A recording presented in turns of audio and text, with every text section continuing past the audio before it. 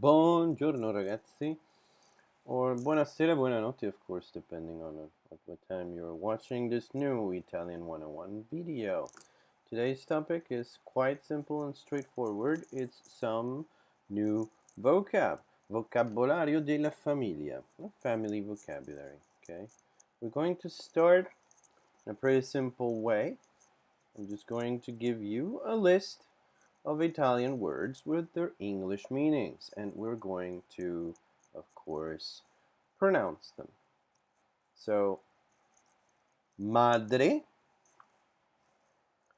that means mother. Padre, that is father. Please pronounce with me. Marito, that is husband. Moglie, that is wife. For this one, and also for the next two, we need to talk about a sound that we haven't covered yet. It is the sound that Italian makes when you combine a G and an L. It is the only sound in Italian that does not exist in either English or Spanish. Okay? Listen to the word moglie. Moglie. I'm just going to pronounce the syllable. Li. Li. Right? G-L-I sounds li. So that GL, the sound is a little bit in between the J sound of Y, like in yo, right? And the sound of gl, right? Li. If you cannot pronounce this, I would entreat you to practice, but if you cannot pronounce this, it's way better that you pronounce it as a GL. What I mean is, it's better that you say moglie. That's not the sound, of course, but it's better if you say moglie rather than moglie. Okay? But let's practice it again. Moglie. Good. That is one. Next word. Figlio. Figlio. That means son, right? Next word. Figlia. Figlia. That means daughter. Notice, of course, that with several of these, we simply change the final vowel from an O to an A, and that changes the gender, right? Not so with the next ones, though. Fratello, brother. Remember, double L in Italian just sounds L. Fratello. And sorella. Sorella. That means sister. For the next two, remember that G with I does the soft sound, J, right? Cugino, that's a male cousin. Cugino. And then cugina is a female cousin. Cugina. For the next two, let's remember that the sound of Z is strong in Italian. Zio is an uncle. Zio. And then zia, that is an aunt. Zia.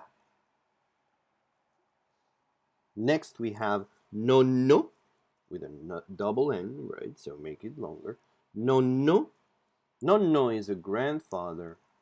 And then grandmother is, of course, nonna. Nonna. Good. And the last word, nipote. Nipote. That means a lot of things, right? It can mean nephew or niece, okay? So the daughter or son of your brother or sister. It can also mean grandson or granddaughter, so the daughter or son of your children, right? This can be quite confusing, but I think that it tells you a lot about big Italian families in the sense that at some point, everybody just becomes a nipote, right? They're related, right? They're family, and that's it, right? But so nipote means both nephew and niece, and also grandson or granddaughter. Okay,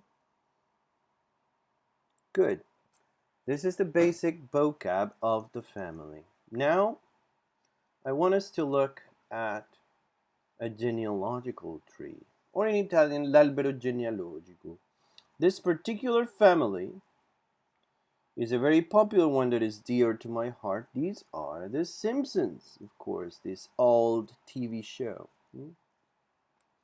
Now, in case that you guys don't know how genealogical trees work, I'm going to explain the image. Basically, what we have here is the way that this family is, okay? The distribution of the people in generations and according to their relationships. So you see that here we have 3 rows of people from top to bottom. The idea is that the younger people are at the bottom and the older people are on top. So the first generation, the older generation here, is on top. Then in the middle we have the second generation, right? The sons and daughters of the first generation and their relationships. And then on the third level we have the third generation, the sons and daughters of the people of the second generation. Okay? Older people on top, younger people at the bottom. Now, you see that some people here are joined by dotted lines. For example, on top we have Abraham and Penelope, or in Italian, which I prefer for pronouncing these, Abraham e Penelope, right? And these guys are joined by a dotted line. That dotted line means they are married. You see a tiny m in the middle. It means married, right? It means marito e moglie, okay? Husband and wife. Now, we also see some lines that come down from couples, right, towards people. Those lines mean that these are the sons and or daughters of that couple. For example, you see that Abraham and Penelope have 2 sons, Herb and Homero, right? Good.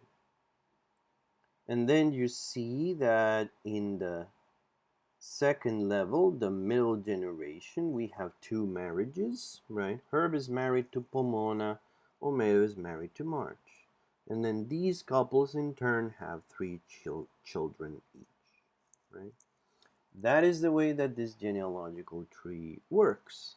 And it is, of course, a very typical and useful representation of the relationships that are a part of families. Okay. So now I want us to use this genealogical tree, this albero genealogico, to practice our family vocab a little and build some sentences in Italian. So let's start with the first generation. Let's start with Abraham, okay? And let's think about his relationship to Bart. Cos'è Abraham di Bart? What is Abraham in respect to Bart? Well, you see that Abraham is Homer's father, and in turn, Homer is Bart's father, which means that Abraham is Bart's grandfather, or in Italian, Abraham è il nonno di Bart. Notice that here I am using the verb essere, right? I am using e because, of course, the subject here, the one doing the action, is Abraham. That is lui, so I use the lui form. Abraham è il nonno di Bart. And then di just means of. So literally this would mean Abraham is the grandfather of Bart, right? That di you use to signal possession or relationship. Okay? Good. So Abraham è il nonno di Bart. Nonno means grandfather. Let's do another one. Let's keep thinking about Abraham, but let's think about his relationship to Homer. Cos'è Abraham di Omero? What is Abraham in respect to Homer? Well, his father, right? How do you say father in Italian? Padre. So Abraham è il padre di Omero. Abraham è il padre di Omero. Okay? This is pretty simple. Let's do a few more. Pensiamo a Penelope. Let's think of Penelope now and her relationship to Homer. Cos'è Penelope di Omero? So not padre, right? Mother, madre. Penelope è la madre di Omero. Right? Let's change generations. Let's go to the young people. Let's think about Bart and Lisa. Cos'è Lisa di Bart? What is Lisa in respect to Bart? Sister. How do you say sister? Does anyone remember? Sorella. Lisa è la sorella di Bart. Remember again, the double L in Italian sounds L, right? La sorella. Lisa è la sorella di Bart. Okay? Let's go to the other side of the tree now. Let's think about Pomona and her relationship to Bart. Cos'è Pomona di Bart? What is Pomona in respect to Bart? His aunt, right? How do you say aunt? Zia. Pomona è la zia di Bart. Now let's go to younger generation, but on the other side we have Hazel here. And let's think about her relationship to Bart. Cos'è Hazel di Bart? What is Hazel in respect to Bart? Hazel è la cugina di Bart, right? Female cousin. Hazel è la cugina di Bart, right? So this is an albero genealogico. This is the family vocab, which is now joining our official vocab lists for the semester. Grazie ragazzi. A dopo.